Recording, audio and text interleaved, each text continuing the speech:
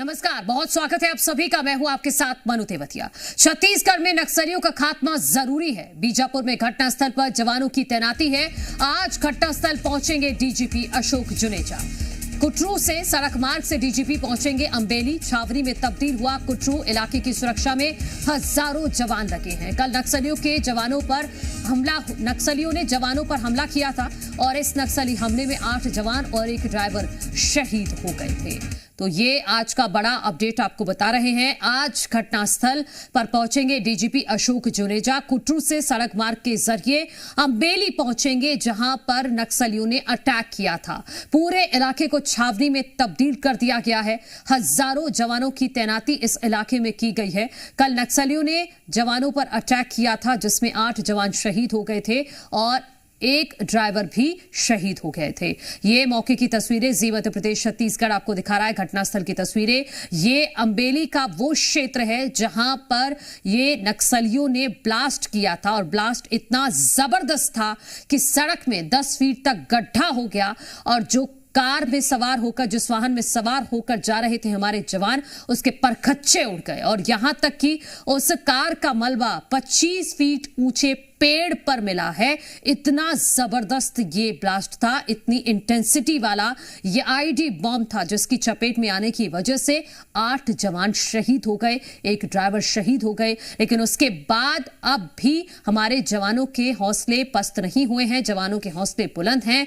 आज सुबह ही घने कोहरे के बीच दोपहिया वाहन के जरिए हमारे जवान घटनास्थल पर पहुंच गए हैं। डीजीपी भी आज जाने वाले हैं घटनास्थल पर। वहीं अम्बेली में वही घटनास्थल है जहां पर पहुंचेंगे डीजीपी भी। और ये है वो क्षेत्र। ये देखिए, पूरी तरह से गड्ढा बन गया है। यहीं पर प्लांट किया हुआ था आईडी बॉम्ब। नक्सलियों ने जवानों को नुकसान पहुंचाने की नीयत से, जिसकी चपेट में आ गए हमारे जवान जो वाहन में सवार थे। 8 जवान शहीद हो गए और एक ड्राइवर भी शहीद हुए हैं।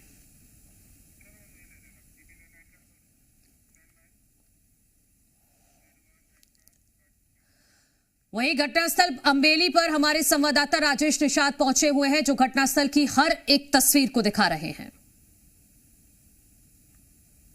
ये बात अब सर्चिंग तेज हो गई है, क्योंकि घटनास्थल पे पुलिस के वरिष्ठ अधिकारी पहुंचने वाले हैं। इतना ही नहीं, बल्कि एनआईए की भी पहुंचने की खबर है। इस मामले की पूरी तफ्तीश एनआईए के द्वारा की जाएगी और यही वजह है कि ये देख सकते हैं आरोपी की टीम यहां पे पहुंची हुई है और बाकायदा सर्चिंग की जा रही है। डेटोनेटर के माध्यम से ये जानने की कोशिश की जा रही है कि कहीं इस रास्ते पे आईईडी तो नहीं लगाया गया है, क्योंकि ये माना जा रहा है कि पुलिस के वरिष्ठ अधिकारी आज घटनास्थल का मुआयना करेंगे और ये जानने की कोशिश करेंगे कि आखिर नक्सलियों के द्वारा किस तरह से ये आईईडी प्लांट किया गया है और उस पूरे मसले की जांच पड़ताल की जाएगी। और मेरे ये ठीक पीछे ये तस्वीर देख सकते हैं, बड़ी तादाद पे डीआरजी के जवान भी मुस्तैद हैं और सुबह से ही जवानों ने अब मुस्तैदी के साथ मोर्चा संभाल लिया है और पूरी तरह से जवान यहाँ पे सर्चिंग करते हुए दिखाई दे रहे हैं। क्योंकि ये घटना स्थल से काफ़ी नज़दीक की ये दूरी है जहाँ पे आईईडी प्लांट किया गया था और एक बड़ी घटना को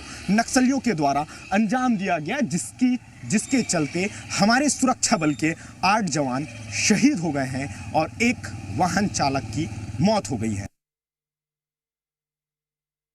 साल 2025 में नक्सलियों ने एक बड़ी घटना को अंजाम दिया है। आईईडी प्लांट करके नक्सलियों ने एक बड़ा ब्लास्ट किया है और इस ब्लास्ट में हमारे 8 सुरक्षा बल के जवान शहीद हो गए हैं और एक वाहन चालक की मौत हो गई है। जी मीडिया की टीम उसी जगह पे मौजूद है और ये देख सकते हैं कि किस तरह से ये जो स्कॉर्पियो है उसके पूरी तरह से परखच्चे उड़ गए हैं। ये देख सकते हैं किस तरह से वाहन यहाँ पे मौजूद है। इंजन चूंकि ये गाड़ी का दिखाई दे रहा है और इसके अलावा जो बाकी जो पार्ट्स हैं वो यहाँ से तकरीबन 150 मीटर की दूरी पर जा गिरे हैं। और ये माना जा रहा है कि ये जो ब्लास्ट था वो काफ़ी तगड़ा ब्लास्ट था। करीब 50 से 60 किलो विस्फोटक का इस्तेमाल इस पे किया गया है। कई ऐसे पार्ट्स हैं, ये देख सकते हैं तस्वीरों पे, कि पेड़ के ऊपर भी कई पार्ट्स ऊपर तक पहुँच चुके हैं। यानी धमाका बहुत ही विस्फोटक था। यही वजह है कि हमारे जो सुरक्षा बल के जो 8 जवान हैं वो शहीद हो गए हैं। और ये पूरी तस्वीर यदि देखेंगे तो अभी यहाँ पे चूंकि सुबह से ही सुरक्षा बल के जवानों ने यहाँ पे मोर्चा संभाल लिया है, क्योंकि ये कहा जा रहा है कि पुलिस के वरिष्ठ अधिकारी यहाँ मौके पे पहुंचेंगे और उसका पूरी तरह से निरीक्षण करेंगे। लेकिन उससे पहले ये और कुछ तस्वीरें हैं, तस्वीरें देखकर आप समझ सकते हैं कि कितना भयंकर और भयावह विस्फोट था, जिसकी वजह से जो गाड़ियां हैं उनके भी पूरी तरह से परखच्चे उड़ गए हैं। और ये तस्वीर आप देख सकते हैं, ये यहीं पे नक्सलियों के द्वारा आईईडी प्लांट किया गया था और ये तकरीबन 7 से 10 फीट के आसपास गहरा गड्ढा भी हो चुका है। और यहाँ से एक तस्वीर यदि आप उस ओर देखेंगे तो वो देख सकते हैं, यहाँ से तकरीबन 150 मीटर की दूरी पे गाड़ी का जो एक हिस्सा है वो वहाँ तक गया है। लेकिन जो खास बात जो निकल के आ रही है कि नक्सलियों ने इस पूरी और चले इसी बीच बीजापुर से बड़ी खबर सामने आ रही है। अम्बेली पहुंचे डीजीपी अशोक जुनेजा। सड़क मार्ग से घटनास्थल अम्बेली पहुंचे हैं डीजीपी और आईजी बस्तर, डीआईजी और एसपी भी मौके पर मौजूद हैं। घटनास्थल का निरीक्षण कर रहे हैं डीजीपी अशोक जुनेजा। अम्बेली में नक्सलियों ने आईडी ब्लास्ट किया था और इस ब्लास्ट में शहीद हुए थे हमारे 8 जवान और एक सिविल ड्राइवर। तो ये तस्वीरें हैं, ये लाइव फुटेज आप तक पहुंचा रहे हैं।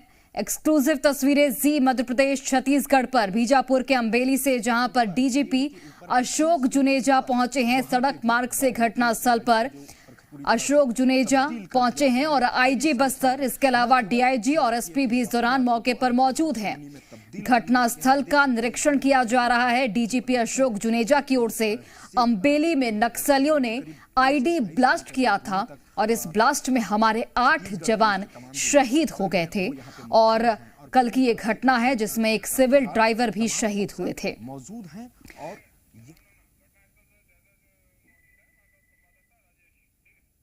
और घटनास्थल से हमारे सहयोगी राजेश निषाद भी जुड़े हुए। राजेश, क्या तस्वीरें, ओवर टू यू।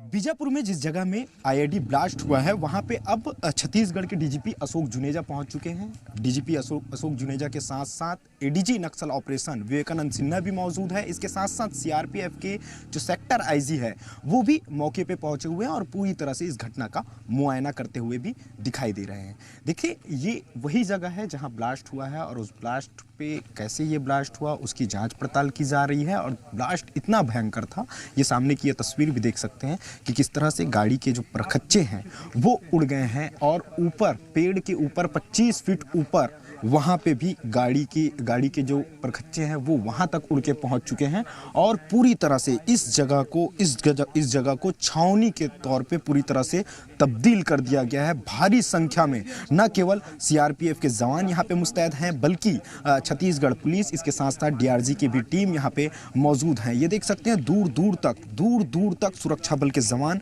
यहाँ पे पूरी तरह से सर्चिंग कर रहे हैं और पूरे तरह से इस इलाके को अभी फिलहाल छावनी में तब्दील कर लिया गया है। ये देख सकते हैं इस ओर गाड़ी के जो परखच्चे हैं वो कितनी दूर तक गई हुई है। इसके साथ साथ बताया ये जा रहा है कि जब ये ब्लास्ट हुआ तो ब्लास्ट होने के बाद जो हमारे जवान थे उनके भी जो शरीर के कई हिस्से टुकड़े हो गए थे, वो भी करीब 200 से 250 मीटर की दूरी तक उड़ के पहुंच गए थे। उसको भी कहीं ना कहीं जवानों ने उन्हें रिकवर किया, वहां से उठाया और उसके बाद यहाँ से जवानों की जो पार्थिव शरीर है उसको दंतेवाड़ा लेके जाया गया है। क्योंकि ज़्यादातर जो जवान हैं, जो 8 जवान हैं उसमें से 6 जवान दंतेवाड़ा के बताया जा रहा है, दंतेवाड़ा डीआरजी के बताया जा रहा है। फिलहाल यहाँ पे अब मौके पे छत्तीसगढ़ पुलिस के तमाम जो वरिष्ठ अफसर हैं वो यहाँ पे मौजूद हैं और पूरी तरह से इस घटना के मुआयना कर रहे हैं और ये भी जानने की कोशिश कर रहे हैं कि आखिर नक्सलियों ने इस घटना को कैसे अंजाम दिया है।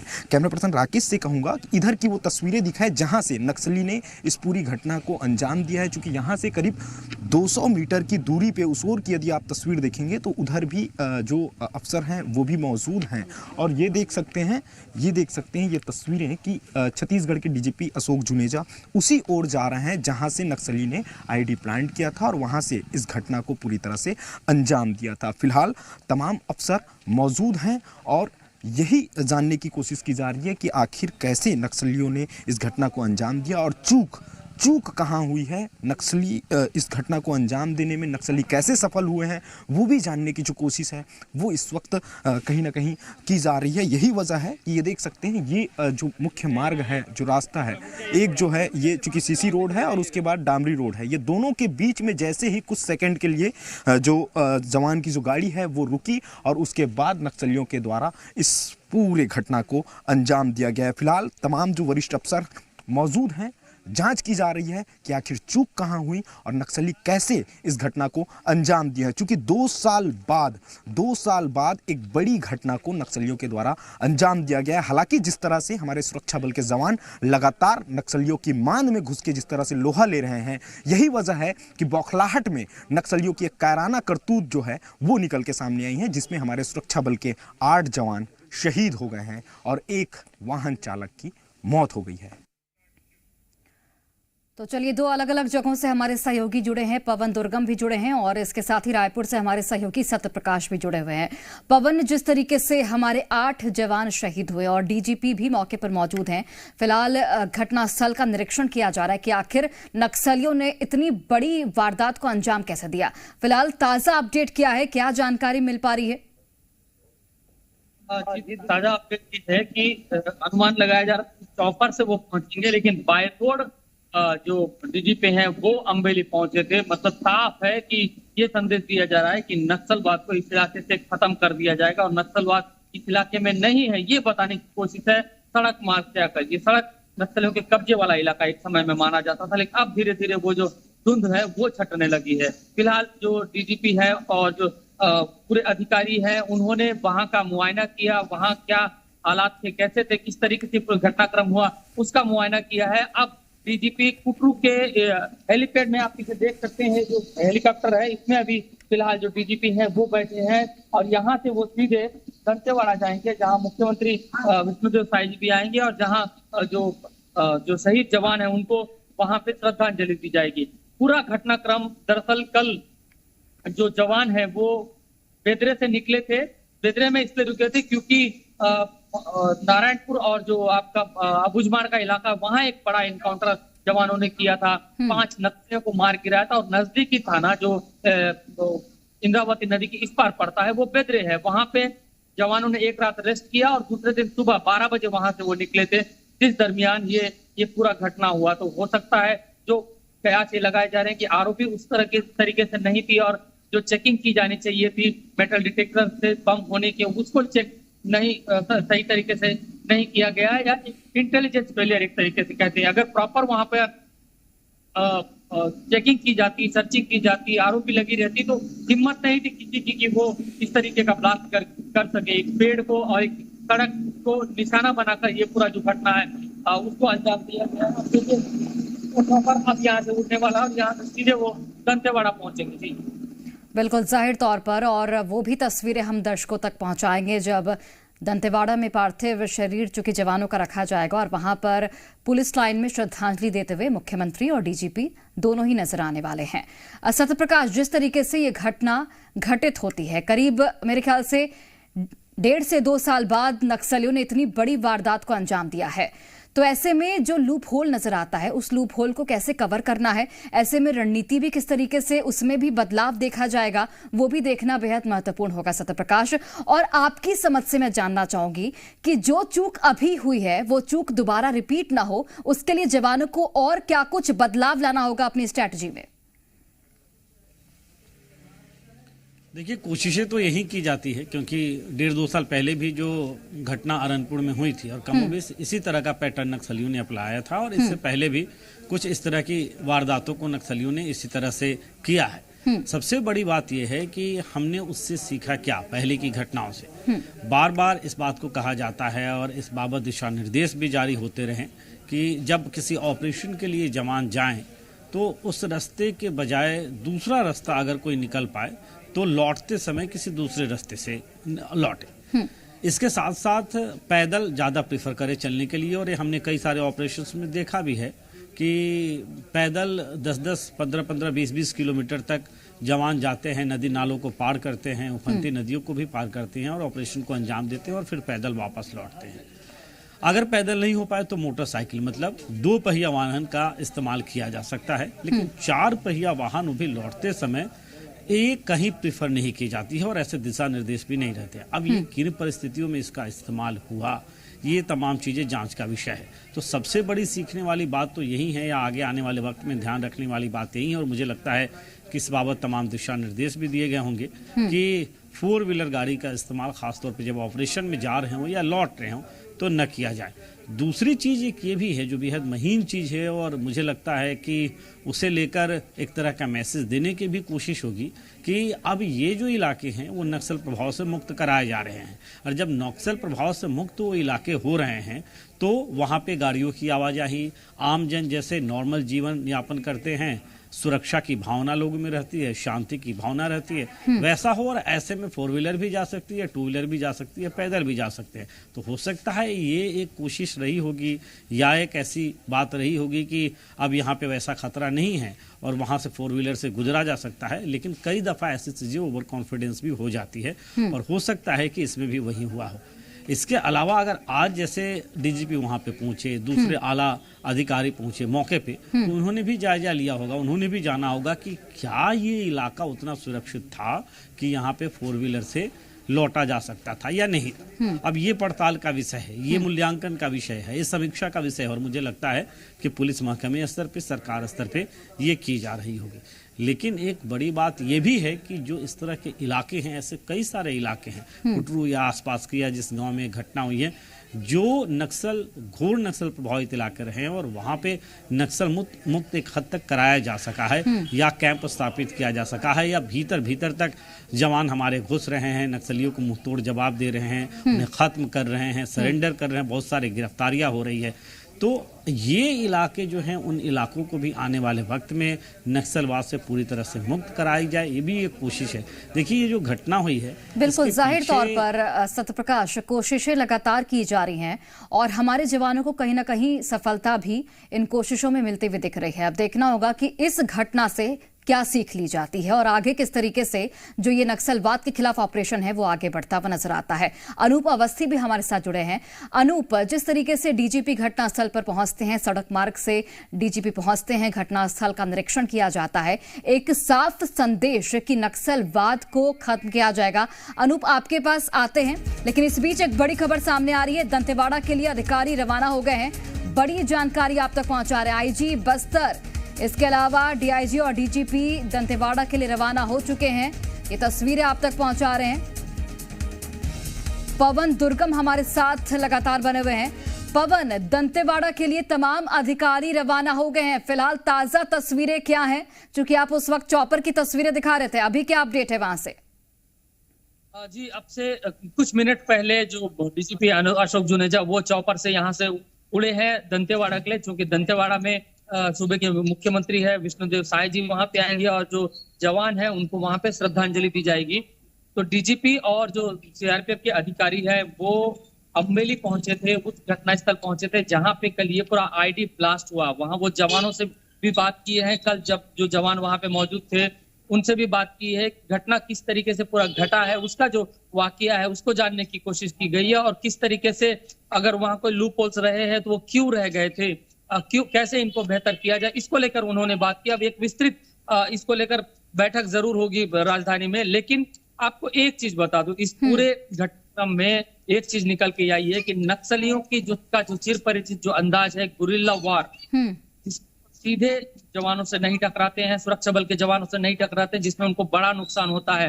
कई ऐसे उदाहरण है बस्तर में आप उठाकर देख लेंगे जहां नक्सली सीधे जवानों से नहीं भिड़ते हैं बल्कि गुरिल्ला वार का सहायता लेते हैं और उसी गुरिल्ला वार में वो सफल भी होते हैं। कल भी जो ब्लास्ट किया गया है वो महज 1 से 2 जो छोटे कटर के नक्सली रहे होंगे, वो लगभग 200 मीटर दूर रहे होंगे और वहां से उन्होंने ट्रिगर किया और ब्लास्ट करके वहां से चले गए। पुलिस को कुछ वहां पे नहीं मिला, बस सबूत वहां पर ये दिख रहे हैं कि यहाँ से ये ब्लास्ट किया गया। तो प्रॉपर तरीके से वहां अगर आरोपी लगी रहती, चेकिंग की जाती, मेटल डिटेक्टर से चेकिंग की जाती तो वो मिल सकता था और इस घटना से बचा जा सकता था। लेकिन कैसे इतना बड़ा आईडी, 70 किलो के आसपास का आईडी जमीन के नीचे गड़ा है, कई सालों से गड़ा है, उसको कैसे आइडेंटिफाई नहीं किया गया, कैसे नहीं पकड़ा गया, ये एक बड़ा सवाल है और जांच का विषय है। फिलहाल जो एसपी हैं या डीआईजी है कमलोचन कश्यप, वो फिलहाल यहीं पे कुटरू में है और उस पूरे घटनास्थल के ओर ही फिर से जा रहे हैं। और डीजीपी जो जुनेजा, अशोक जुनेजा, वो दंतेवाड़ा के लिए निकल चुके हैं। ठीक है पवन। अनूप, चूंकि यहाँ पर इंटेलिजेंस का फेल्यूर भी नजर आता है, जैसा कि पवन लगातार बता रहे हैं कि वहां पर जो मेटेलिक डिटेक्टर है उससे भी डिटेक्ट करना चाहिए था, और सबूत भी वहां पर अभी जब घटनास्थल का निरीक्षण किया गया तो कुछ खास सबूत वहां पर मिले नहीं है। तो ऐसे में चूंकि एनआईए जांच बिठाई गई है, जांच में क्या कुछ सामने आता है, उसके बाद रणनीति में जो तब्दीली देखने को मिलेगी, क्या कुछ जानकारी इसे लेकर? अक्सर ऐसे मामलों में ये देखा जाता है कि एनआईए के पास जब तक जांच पहुंचती है तब तक काफी देर हो जाती है, लेकिन इस बार सरकार ने काफी जल्दी की है और ये सही भी है। हालांकि जब ये घटना कल हुई तब दंतेवाड़ा और बीजापुर के जो एसपी थे वो त्वरित रूप से घटनास्थल पर पहुंच गए थे। कुछ घंटों में ही बस्तर के जो आईजी सुंदर राजपी हैं वो जगदलपुर से एक चॉपर के जरिए बीजापुर पहुंचे और उन्होंने घटना स्थल का मुआयना किया। इसके अलावा डीआईजी कमलोचन कश्यप भी मौके पर पहुंच गए थे। अब आज जब डीजीपी यहां पर पहुंचे हैं तो यानी कि ये स्पष्ट कर दिया गया है कि जवानों को ये एक संदेश देने का प्रयास किया गया है कि जो आला अधिकारी है वो आप लोगों के साथ में है। इसके अलावा अगर कहीं चूक हो रही है तो उसे भी दुरुस्त करने का प्रयास किया जाएगा। चलिए, मोटा माटी अगर बिल्कुल जाहिर तौर पर चूक को दुरुस्त करने का प्रयास किया जाएगा, और फिलहाल हम दंतेवाड़ा से भी तस्वीरें दर्शक तक पहुंचाएंगे। आप सभी का बहुत धन्यवाद।